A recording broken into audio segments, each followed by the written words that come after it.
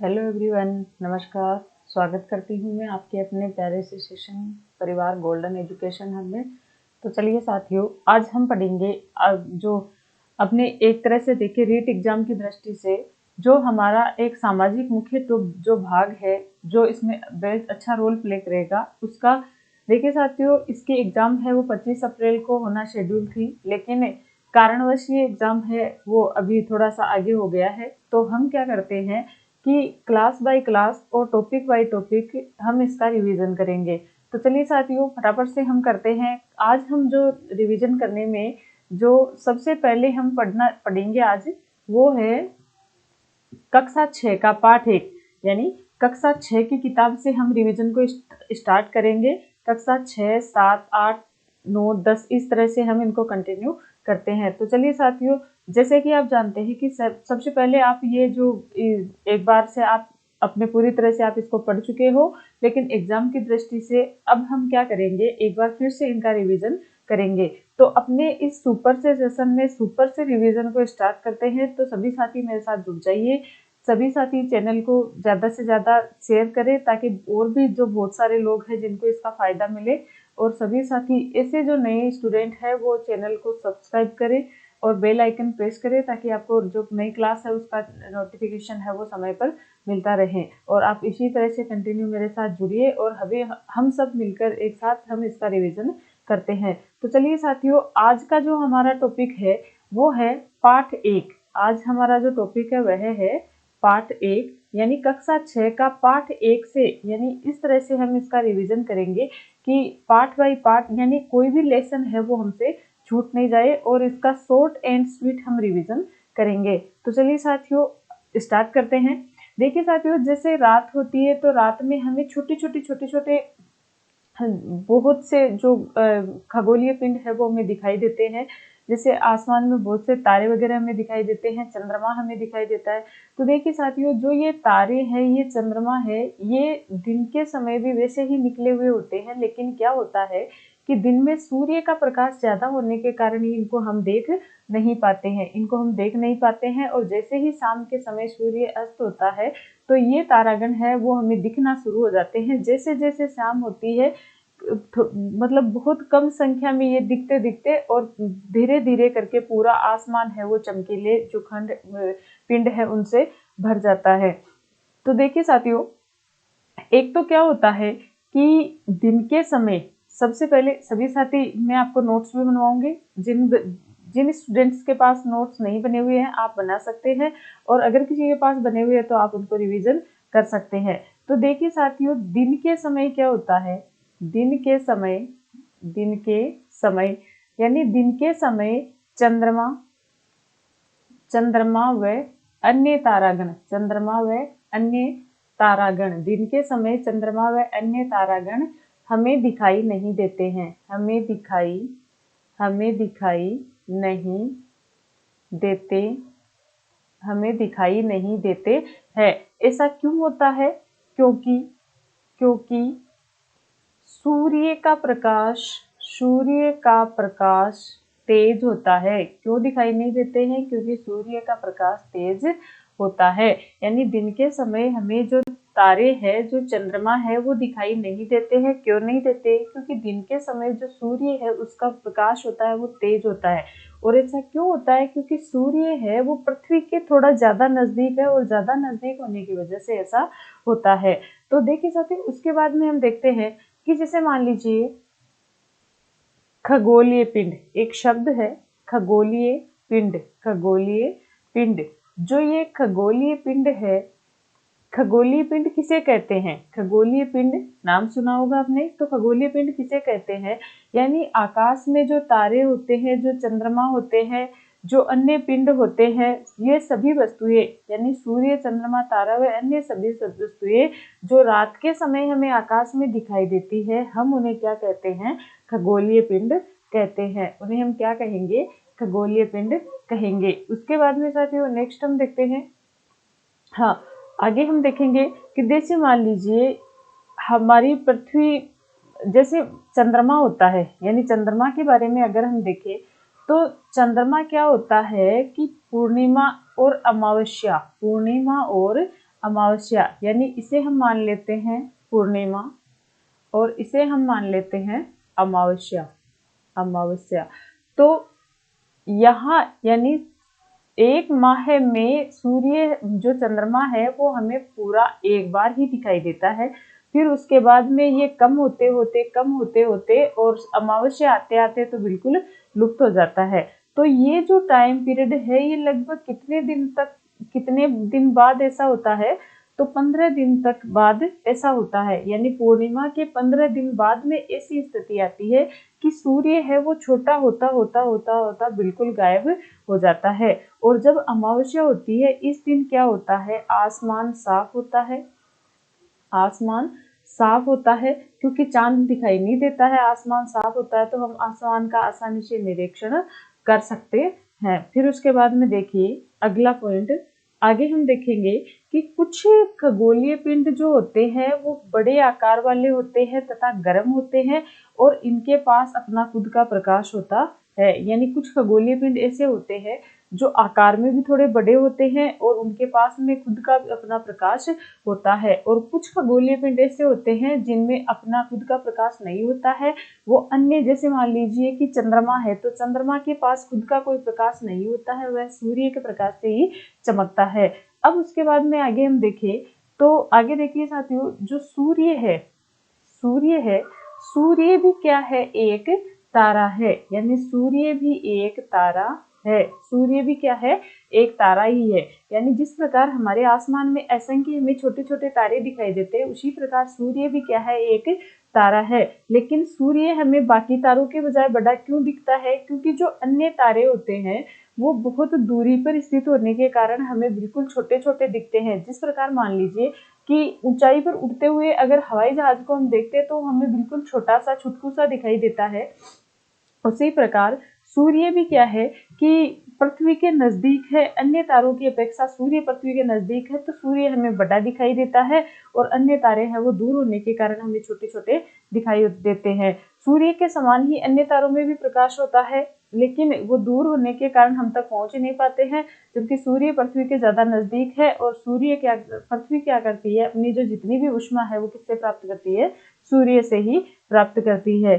फिर देखिए आगे हम देखेंगे अगला हमारा जो शब्द है वह है नक्षत्र मंडल। नक्षत्र मंडल, नक्षत्र मंडल। अब देखिए साथियों, नक्षत्र मंडल क्या होता है, तो नक्षत्र मंडल क्या होता है कि तारों के विभिन्न समूहों द्वारा बनी हुई आकृति को हम क्या कहते हैं, नक्षत्र मंडल। तारों के द्वारा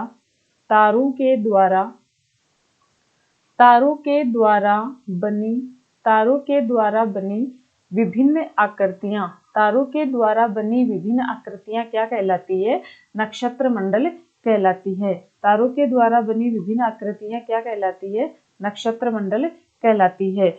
अब देखिए जो मुख्य जो नक्षत्र मंडल है, यानी नक्षत्र मंडल है वो दो, अभी जो मुख्य नक्षत्र मंडल है वह कितने हैं, दो। एक तो है अर्शा मेजर, एक का नाम दिया है अर्शा मेजर। यानी हम अपनी जो एनसीईआरटी की किताबें हैं उनके हिसाब से देख रहे हैं, तो उनके हिसाब से रिवीजन करते हैं तो इसमें ये दो नाम दिए हुए हैं। एक तो दिया हुआ है अर्शा मेजर और एक दिया हुआ है बिग बियर। अर्शा मेजर और बिग बियर। फिर उसके बाद में है सप्तऋषि।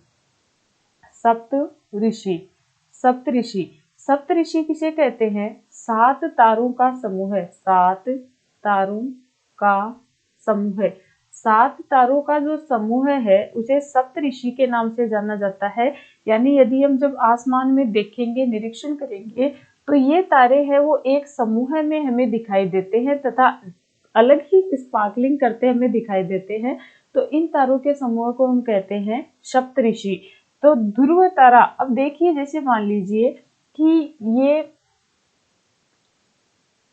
इस तरह से ये जो सप्तऋषि है वो इस तरह से होते हैं, सप्तऋषि इस तरह से होते हैं। जैसे मान लीजिए आकाश में सप्तऋषि को अगर हम देखें तो इस तरह से हम देख सकते हैं।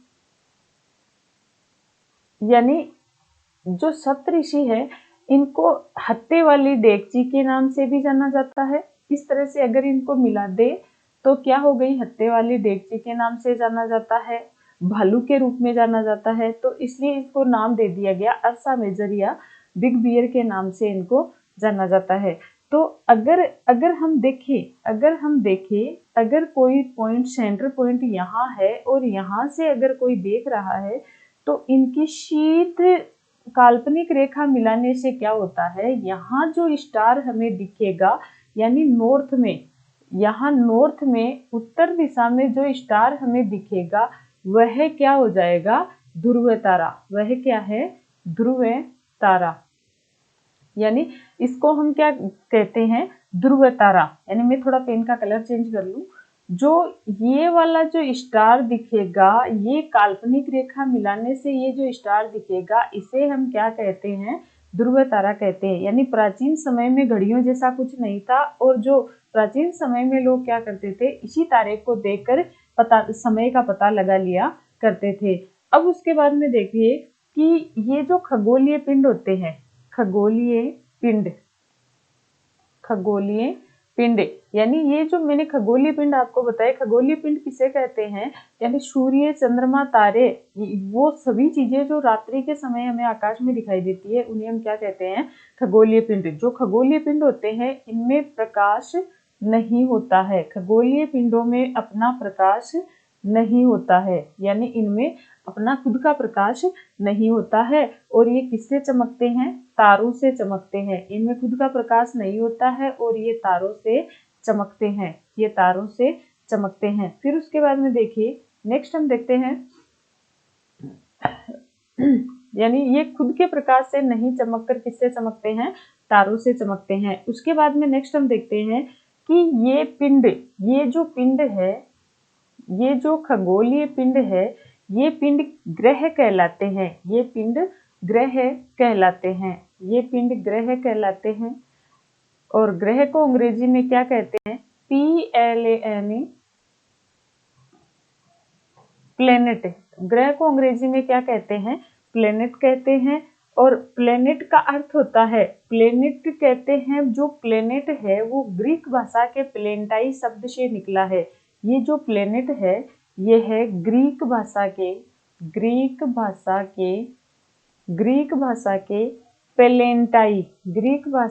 प्लेन्टाई शब्द से निकला है, जिसका शाब्दिक अर्थ होता है, प्लेन्टाई से निकला है जिसका शाब्दिक अर्थ, यानी ये जो प्लेन्टाई है इसका शाब्दिक अर्थ होता है, शाब्दिक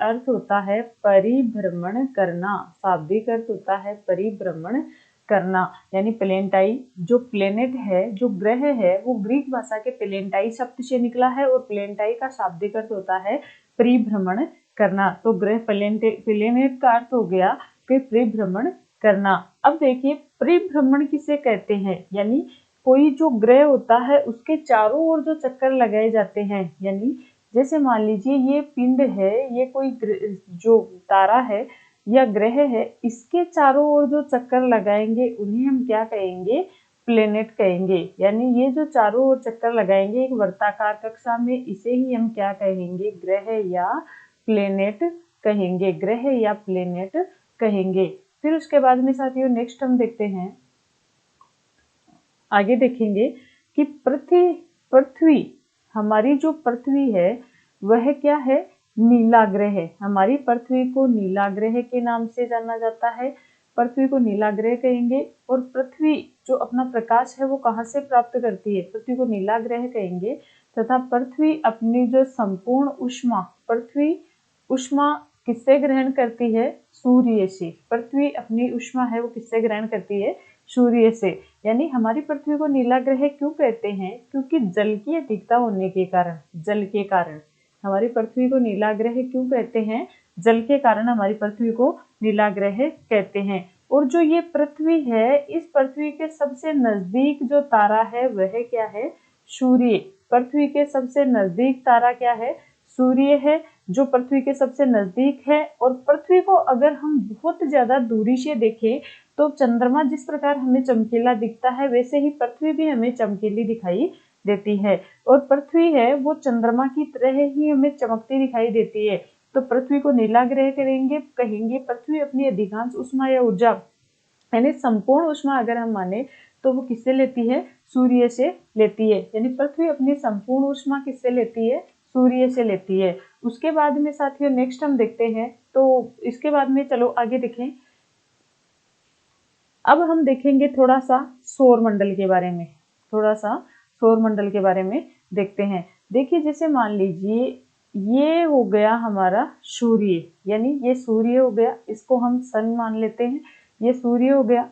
फिर सूर्य से यहाँ दूरी पर यहाँ हम मान लेते हैं बुध ग्रह है। फिर उसके बाद में मान लेते हैं शुक्र। शुक्र के बाद में देखें तो पृथ्वी, फिर पृथ्वी के बाद में आ जाएगा मंगल, फिर मंगल के बाद में साथियों आ जाएगा जुपिटर, और जुपिटर के बाद में आ जाएगा सैटर्न शनि। फिर उसके बाद में आ जाएगा अरुण, और उसके बाद में आ जाएगा वरुण, तो देखिए साथियों ये जो हमारा सूर्य है, सूर्य के सबसे नजदीक ग्रह कौन सा है? सूर्य के सबसे नजदीक ग्रह है बुध सूर्य के सबसे नजदीक ग्रह है। दूसरे नंबर पर आता है शुक्र को पृथ्वी की जुड़वा बहन भी कहा जाता है क्योंकि ये बिल्कुल पृथ्वी के जैसा ही दिखाई देता है। फिर तीसरे नंबर पर यानी दूरी के हिसाब से अगर देखें तो तीसरे नंबर पर जो है वो पृथ्वी आ जाती है, और फिर उसके बाद में मंगल आ जाता है। मंगल को लाल ग्रह के नाम से जाना जाता है। क्यों कहा जाता है लाल ग्रह? क्योंकि फेरिस ऑक्साइड के कारण इसको लाल ग्रह कहा जाता है। शुक्र है, इसको चमकीला ग्रह, सौंदर्य का देवता भी कहा जाता है, पृथ्वी की जुड़वा बहन भी कहा जाता है। और जो पृथ्वी है उसको नीला ग्रह कहा जाता है क्योंकि पृथ्वी पर जल की अधिकता होने के कारण ये नीली दिखाई देती है। और ये वाला जो बीच वाला ये जो भाग है इसे कहते हैं एस्टेरॉयड बेल्ट, इसे कहेंगे एस्टेरॉयड बेल्ट कहेंगे, या फिर इसको और क्या कह सकते हैं? क्षुद्र ग्रह, एस्टेरॉयड बेल्ट या क्षुद्र ग्रह कह सकते हैं। आकार के आधार पर अगर बड़े के रूप में देखें तो बृहस्पति है, इसके जो उपग्रह है वो कितने हैं? 53। फिर उसके बाद में सैटर्न है, सैटर्न को काला ग्रह कहते हैं। क्यों कहते हैं? क्योंकि वलयनुमा संरचना, इसकी जो संरचना है वो वलयनुमा है, और वलयनुमा संरचना होने के कारण ये काले रंग का दिखाई देता है। और ये जो अरुण और वरुण है इनको हरा ग्रह के नाम से जाना जाता है। हरा ग्रह क्यों कहा जाता है? क्योंकि मीथेन गैस की अधिकता होने के कारण, मीथेन गैस की अधिकता होने के कारण इनको हरा ग्रह कहा जाता है। फिर उसके बाद में नेक्स्ट देखिए घूर्णन किसे कहते हैं? सबसे पहले हम देखेंगे घूर्णन किसे कहते हैं? तो घूर्णन का मतलब होता है किसी भी ग्रह का अपने अक्ष पर घूमना, किसी भी ग्रह का अपने अक्ष पर घूमना क्या कहलाता है? घूर्णन। जैसे मान लीजिए ये कोई ग्रह है तो ये अपनी ही जगह रोटेशन करता है, घूमता है, तो इसे हम क्या कहेंगे? घूर्णन कहेंगे। यानी अपनी जगह ही ये घूमता है तो इसे हम क्या कहेंगे? घूर्णन कहेंगे। उसी प्रकार दूसरा जो शब्द है वह है परिक्रमण, और परिक्रमण का मतलब होता है रिवोल्यूशन, यानी चारों ओर घूमना। जैसे मान लीजिए ये कोई ग्रह है और इसके चारों ओर जो ग्रह चक्कर लगाएगा, उसे हम क्या कहेंगे? परिक्रमण। तो घूर्णन और परिक्रमण में ये अंतर होता है, ये मैं आपको बता चुकी हूँ। फिर उसके बाद में देखिए अगला अगर हम देखें, इसके बाद में साथियों नेक्स्ट हम देखें तो घूर्णन और परिक्रमण में अंतर मैं आपको बता चुकी हूँ। अब कुछ इसके मोस्ट जो फैक्ट है वो हम देख लेते हैं। जैसे मान लीजिए सूर्य के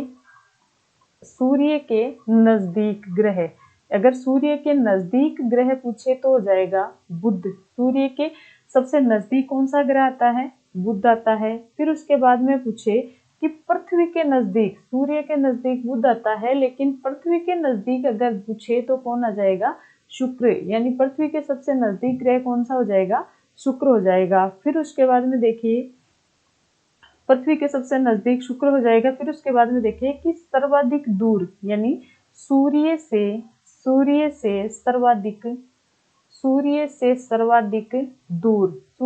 सर्वाधिक दूर तो सूर्य से सर्वाधिक दूर कौन सा ग्रह हो जाएगा? सूर्य से सर्वाधिक दूर हो जाएगा वरुण, यानी जो लास्ट में आता है वरुण, वह सूर्य से सर्वाधिक दूरी पर स्थित है।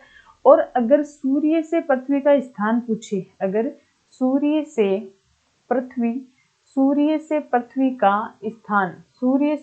का स्थान पूछे तो सूर्य से पृथ्वी का कितना नंबर पर आती है?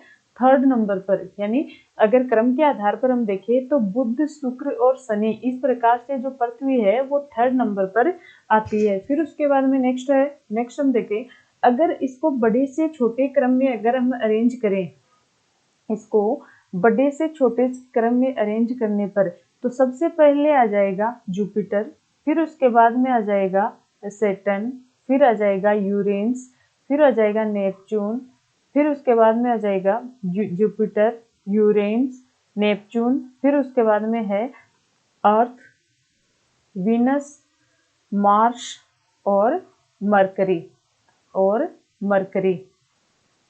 यानी अगर इनको आकार में देखें तो सबसे बड़ा हो जाएगा जुपिटर, फिर शनि, फिर अरुण, वरुण, फिर हो जाएगा पृथ्वी, फिर शुक्र, फिर मार्स, मंगल और फिर मरकरी। तो अगर इनको हम याद करें तो हम इसको इस ट्रिक के माध्यम से याद कर सकते हैं, जे सन ईवीएम स्क्वायर। यानी अगर इसको बड़े से छोटे क्रम में हम देखें तो इस प्रकार से हम इसको समझ सकते हैं। यानी अगर बड़े से पृथ्वी सूर्य से दूरी के हिसाब से देखें तो पृथ्वी है वो 3rd नंबर का ग्रह आता है, लेकिन अगर बड़े होने के रूप में यानी आकार के आधार पर देखें तो पृथ्वी कौन से नंबर का ग्रह है? 5वां बड़ा। पृथ्वी 5वां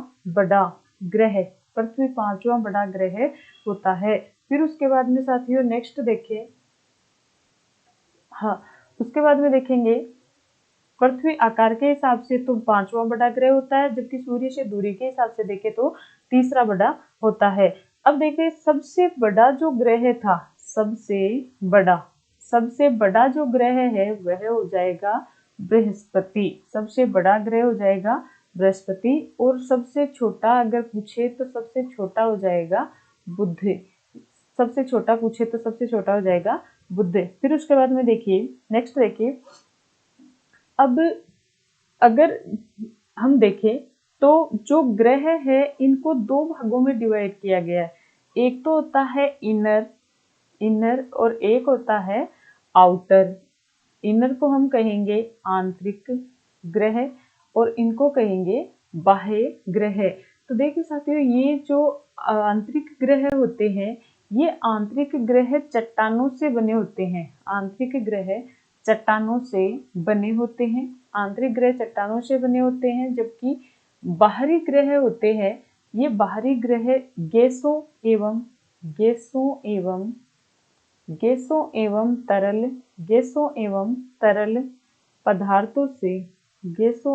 तरल पदार्थों से बने होते हैं।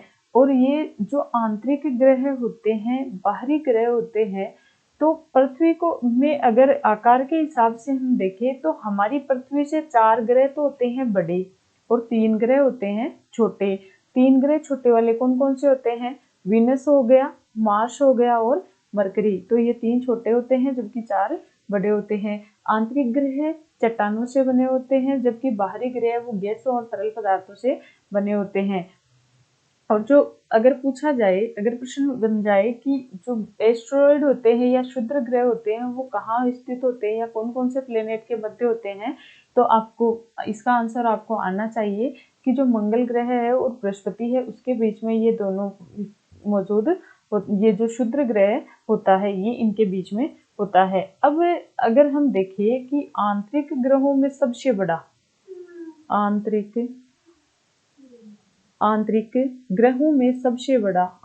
ग्रहों में सबसे बड़ा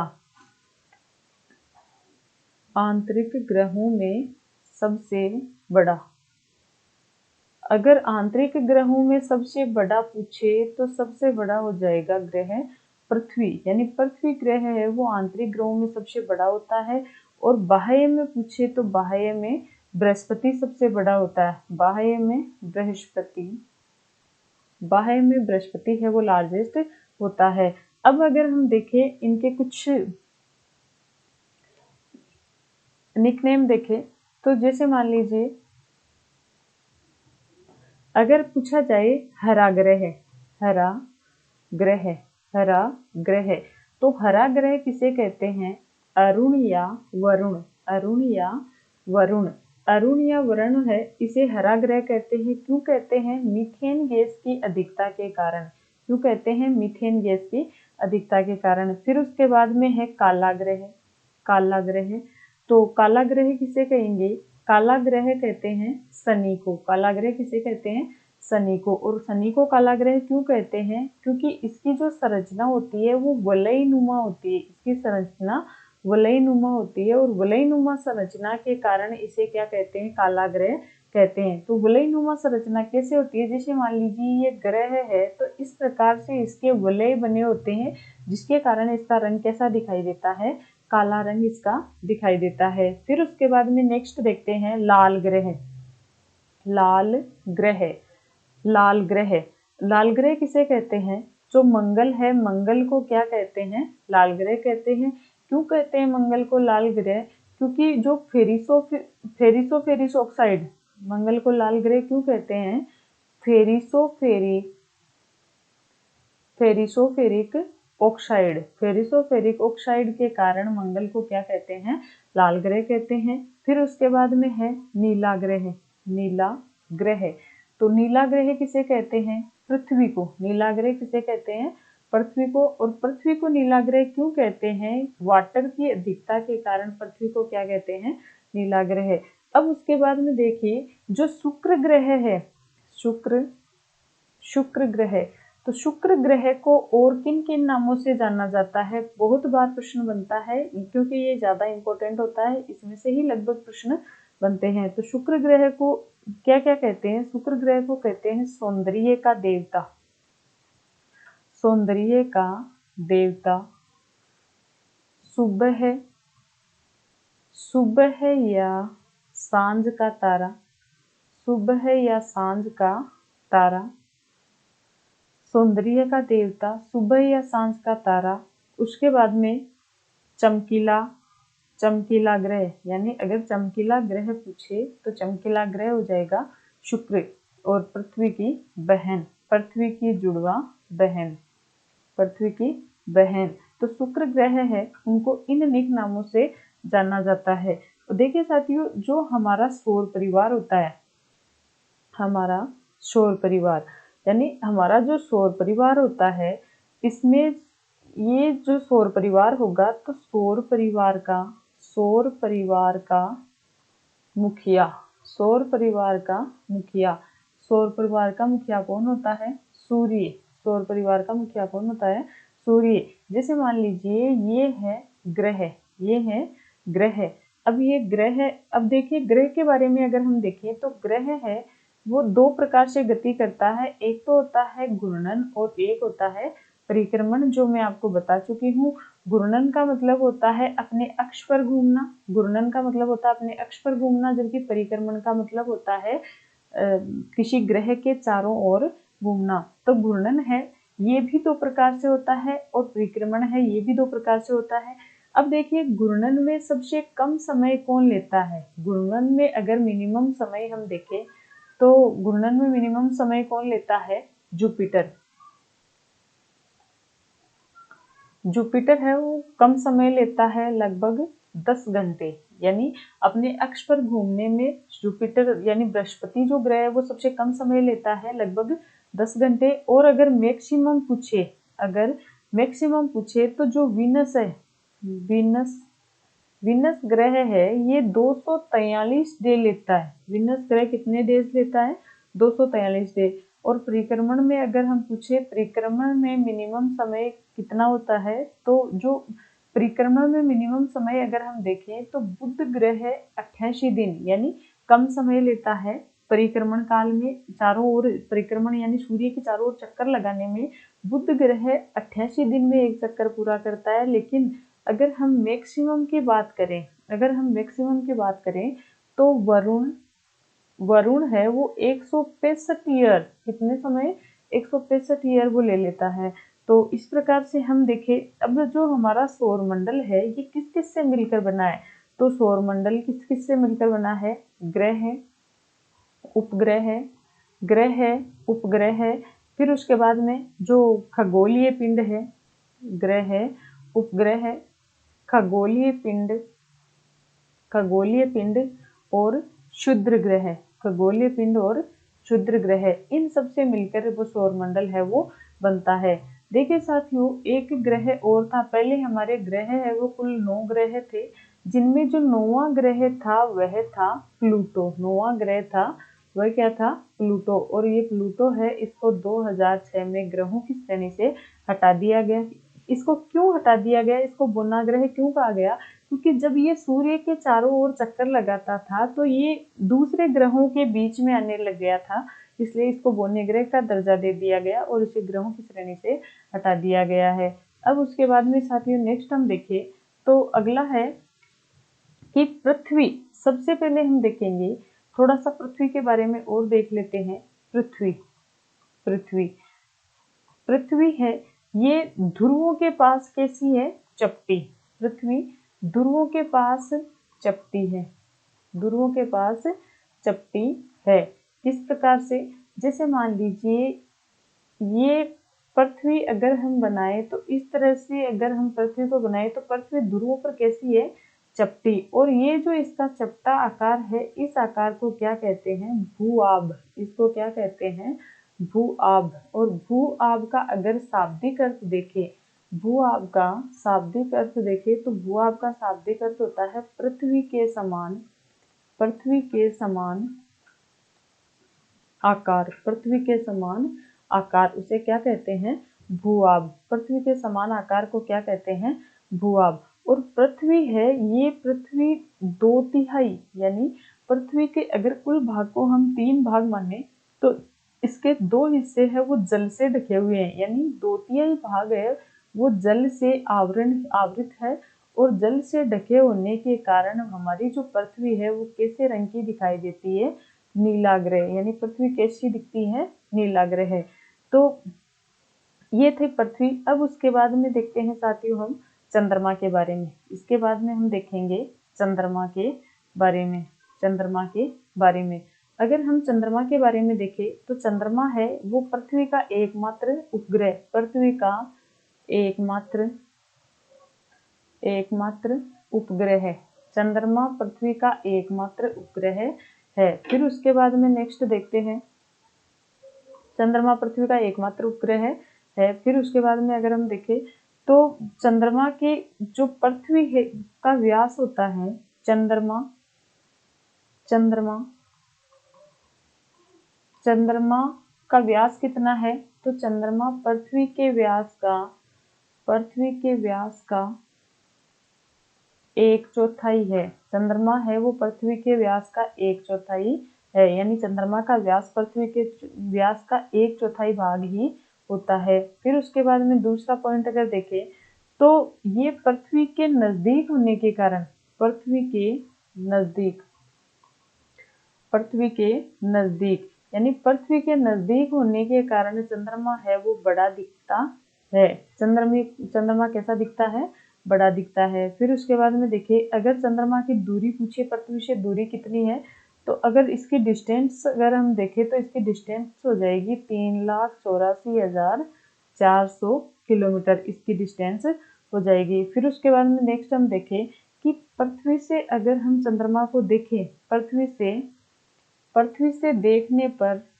पृथ्वी से देखने पर चंद्रमा का एक भाग ही, चंद्रमा का एक भाग ही, एक भाग ही दिखाई देता है, एक भाग ही दिखाई देता है। यानी पृथ्वी से अगर हम चंद्रमा को देखें तो हमें चंद्रमा का एक हिस्सा ही दिखाई देता है। और वो किस तरह से दिखता है, जैसे मान लीजिए ये है हमारी पृथ्वी,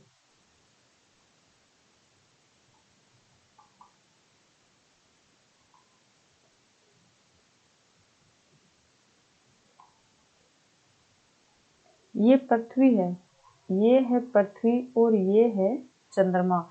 तो अगर हम पृथ्वी से देखेंगे तो चंद्रमा का हमेशा ये वाला एक भाग है, ये ही हमें दिखाई देता है। तो पृथ्वी से देखने पर चंद्रमा का हमें एक भाग ही दिखाई देता है।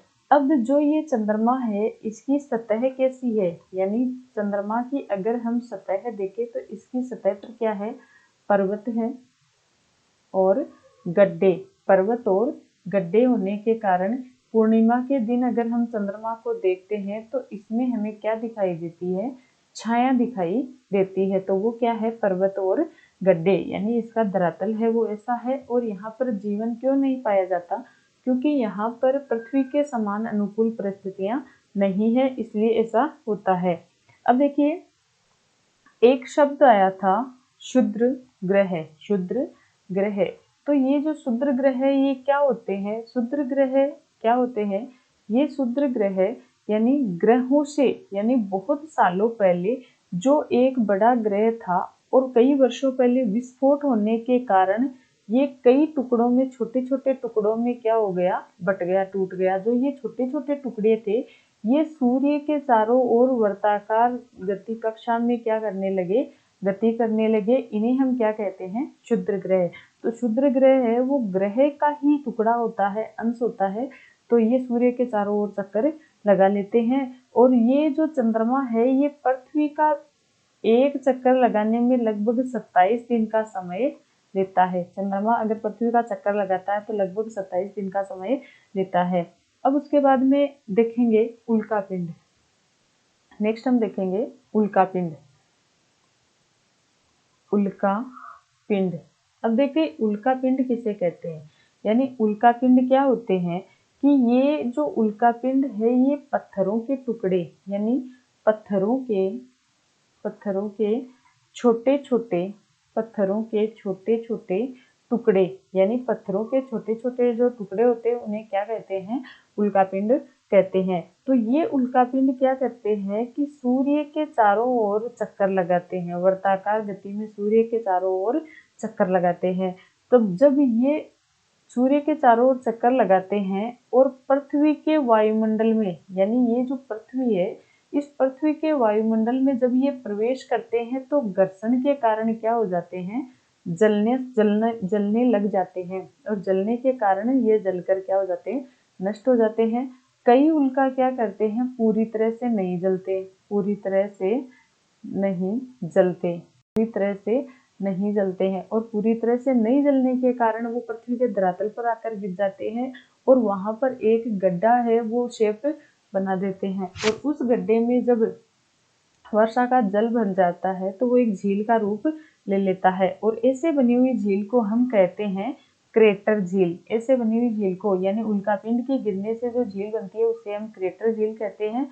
और अगर इसका उदाहरण देखिए तो जो महाराष्ट्र में जो लोनार झील है, महाराष्ट्र की जो लोनार झील है वो इसका एक अच्छा खासा उदाहरण है। यानी ये अधूरे जलने पर क्या होते हैं, उल्कापिंड पृथ्वी पर गिर जाते हैं और गिरने के कारण पृथ्वी का जो धरातल होता है उस पर एक गड्ढा बना देते हैं। और बाद में कालांतर में क्या होता है कि यहाँ पर जो पानी भर जाता है तो एक झील का रूप ले लेते हैं। और ऐसे बनी हुई झील को हम क्या कहते हैं, क्रेटर झील कहते हैं। फिर उसके बाद में देखिए साथियों, नेक्स्ट जो हमारी आकाशगंगा है, हमारी जो आकाशगंगा है, आकाशगंगा यानी हम आसमान में देखते हैं तो हमें एक सफेद कलर की एक पट्टी सी दिखाई देती है, सफेद कलर की एक पट्टी सी दिखाई देती है।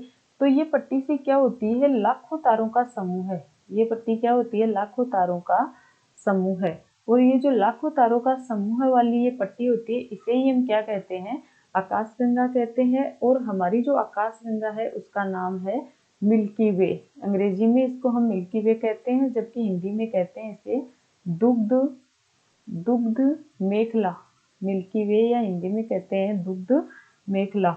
तो ये इसका नाम होता है। और ये जो लाखों आकाश गंगाएं मिलकर, ये लाखों आकाश गंगाएं मिलकर ही क्या करती है, ब्रह्मांड का निर्माण करती है, ब्रह्मांड का निर्माण करती है। ये लाखों आकाश गंगा मिलकर क्या करती है, ब्रह्मांड का निर्माण करती है। तो अगर इस तरह से इसको हम समझना चाहें तो जैसे मान लीजिए ये है हमारी पृथ्वी, ये है पृथ्वी, ये क्या है, पृथ्वी है।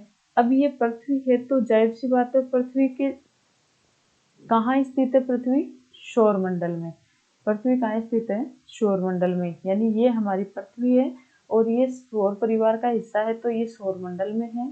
सौरमंडल कहाँ पर है, आकाशगंगा में। सौरमंडल को अगर देखें तो सौरमंडल कहाँ पर, आकाशगंगा में, और आकाशगंगा है उससे मिलकर ये क्या बना हुआ है, ब्रह्मांड बना हुआ है। उससे मिलकर क्या बना हुआ है, ब्रह्मांड बना हुआ है। तो इस प्रकार से साथियों ये था हमारा अध्याय 1। ये आज हमने देखा कक्षा 6 का अध्याय 1 देखा, और उम्मीद है कि सभी को समझ में आया होगा और सभी ने इसको अच्छे से रिवाइज किया होगा। तो ये साथियों ये हमारी एक सुपर रिवीजन क्लास चल रही है, तो सभी इसमें ज़्यादा से ज़्यादा सहयोग करें, ज़्यादा से ज़्यादा सेशन को शेयर करें, अपने फ्रेंड्स को इन्वाइट करें, जोड़ें। और ऐसे कोई भी स्टूडेंट जो चैनल को पहली बार देख रहा है, क्लास को पहली बार देख रहा है, वो चैनल को सब्सक्राइब अवश्य करें और जो बेल आइकन है उसे प्रेस करें और अपने ज़्यादा से ज़्यादा वो साथियों के साथ शेयर करें। और अपना जो एक परिवार है, गोल्डन एजुकेशन हब परिवार है, इसको इसी तरह से आप आगे बढ़ाते रहें। तो सभी साथियों का धन्यवाद, और सभी साथियों से मैं आशा करूंगी कि आप इसे ज़्यादा से ज़्यादा अपने फ्रेंड्स के साथ शेयर करें, लाइक करें, सब्सक्राइब करें।